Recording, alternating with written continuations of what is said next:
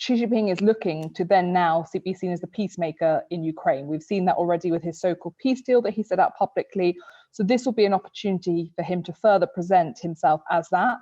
I expect that he will call Zelensky in the days after the meeting, and he will be looking at ways in which he can pressure that. But of course, it's also an opportunity for him to continue that stable relationship with Russia and also to get further interests of his own. So, for example, all those resources that Putin is sat on. Plenty of photos of these two people meeting, Vladimir Putin and Xi Jinping. The Chinese president has arrived in Moscow for talks on the war in Ukraine as both leaders hailed the strength of their deepening alliance. Xi is the first foreign leader to meet Putin since he was indicted last week for war crimes by the International Criminal Court. Alicia Kearns is the Conservative chair of the Foreign Affairs Select Committee of MPs and joins me now.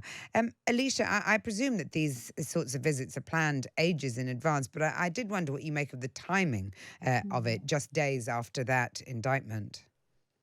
Yeah, so this would have been long planned, and we will see lots of set-piece affairs and very little of substance behind them.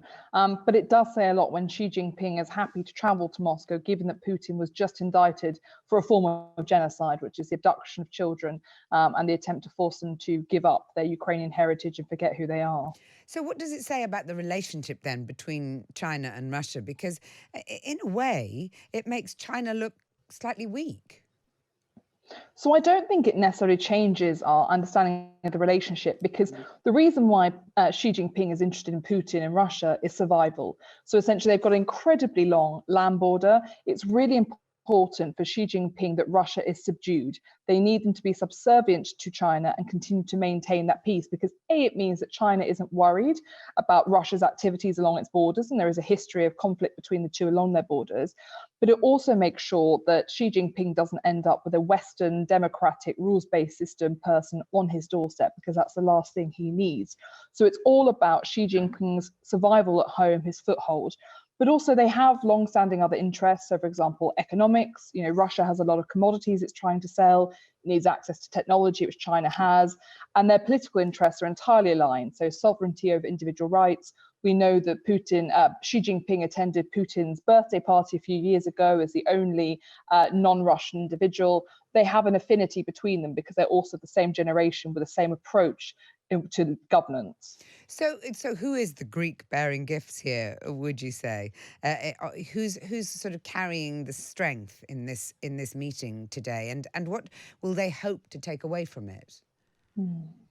So without question, that is Xi Jinping. And off the back of the Iran-Saudi Arabia deal that they brokered, or so-called deal, Xi Jinping is looking to then now be seen as the peacemaker in Ukraine. We've seen that already with his so-called peace deal that he set out publicly.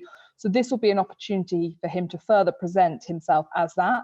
I expect that he will call Zelensky in the days after the meeting, and he will be looking at ways in which he can pressure that. But of course, it's also an opportunity for him to continue that stable relationship with Russia and also to get further interests of his own. So, for example, all those resources that Putin is sat on.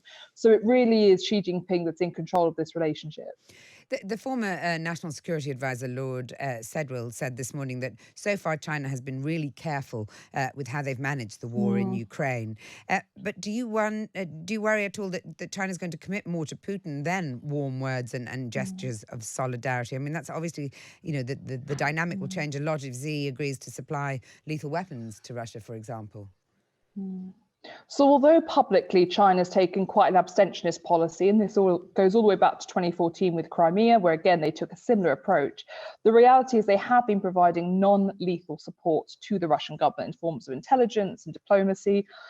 And obviously, we've now seen reports from Washington that Chinese-made ammunition has been deployed in Ukraine. Now, they haven't gone so far as to say yet that Beijing shipped that ammunition over there, but I wouldn't be surprised if Beijing was keen for it to be suggested that there was Chinese ammunition, it might have come from them, because that could further enhance or force people to a peace deal. So what I think Xi Jinping will be looking to do now is to maneuver the West into a place where it feels forced to sue for peace, even though that peace could never be at the current time a good peace for Ukraine. He's trying to increase the cost to the West, and that's what him providing lethal aid would do. But as I say, the US has not yet confirmed that these were shipped by Beijing, simply that they are Chinese ammunition. Alicia, I'm presuming that you've deleted TikTok from your phone. I certainly have, and I'm not even involved with the government. But I wonder if, that last week's sort of rule about TikTok is an indication of how our relationship with China has changed. I think we were much more conciliatory towards them until quite recently. Is that fundamentally an altered diplomatic relationship now? It is, because we are waking up to the fact that authoritarian states, in particular China, is trying to undermine our country, particularly through what I call techno-authoritarianism, which is where they're trying to impose reliance, strategically engineer reliance on certain technologies and certain resources on them. I'm one of the people that's been calling for the ban on TikTok. I've never had it on my phone. And the reason for that is that it's not some anti-Beijing geopolitical move. The reality is that 2 British journalists had their TikTok data accessed by TikTok employees in China and the US so that they could hunt down the sources that were giving journalists information. So we know that TikTok's been used in a completely inappropriate, illegal manner, but we also know the ways in which they construct their algorithms currently discriminate against ugly and disabled people as they may see them to be. So imagine what they could do politically. And there is a real question around the fact that, of course, China doesn't allow its own people to have access to TikTok. So that should, of course, give us pause for thought. And do you think that it should have gone further, the ban? Do you think it should have been on personal phones as well? Because it did seem odd for it not to extend to personal phones. So I'm a libertarian, so I am very much the view that people should make their own decisions to be able to live their lives freely. What I would like is, rather than the government ban on it, which would not actually cause enough critical thinking, I want every single person in this country to now go on a journey of critical assessment and critical thinking themselves, where they take the decision that they don't want to be on TikTok. I was at a school in my constituency on Friday where I had this conversation with young people. A number of them came out of the room horrified by the details I gave them about how it operates and determined to delete it off their phones. We need people to make this choice, because then they can also look at wider data exploiting technologies, which are throughout our communities, our streets, and above our heads. But you say we need people to make this choice, but MPs had to wait until they were told not to have TikTok on their phones, or many of them did, and it still doesn't cover their personal phones, which, one would imagine might present even more material for the Chinese to take advantage of. So look, what I would say to my colleagues is there is no reason for you not to have what you could call a burner phone, or a phone that has no other details on it, has no emails, has no personal contacts, anything else like that, that you use solely for TikTok. Because the reality is we do need to reach young people. And if they're going to continue to use that platform, we need to make sure that we're informing the conversation they have and the way in which they use it.